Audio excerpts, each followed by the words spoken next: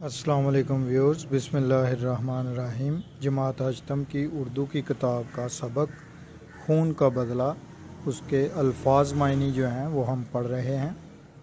لت پت، آلودہ، خراب حال، نڈھال، تھکا ہوا، ناتواں، کمزور، لحظہ بلحظہ، لمحہ بلمحہ، بفرا ہونا، سخت ناراض، رنگت، رنگ، نکاہت، کمزوری، حسرت، ایسی خواہش جو پوری نہ ہو، قاتل، قتل کرنے والا، ملال، رنج و غم، مہلک، خطرناک، کاری، ضرب، گہری چوٹ، ندامت، شرمندگی، فخر، اعزاز، حجرہ، کمرہ، آرزو، خواہش، تمنا، انتقام، بدلہ، بدبخت، بدقسمت، بد نصیب، زرد،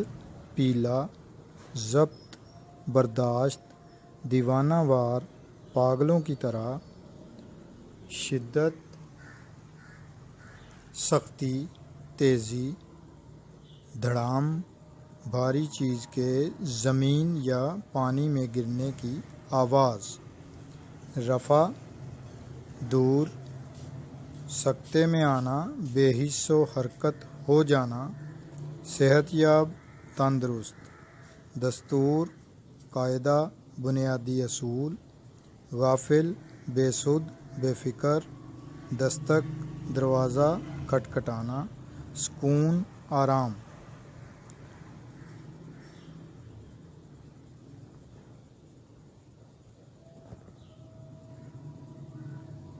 ان الفاظ معنی کو دہرائیں اور ذہن نشین رکھا کریں، کیونکہ یہی لفظ ہوتے ہیں جو گھوم پھر کے پھر نئے اسباق میں ہمیں دیکھنے کو پڑھنے کو ملتے ہیں۔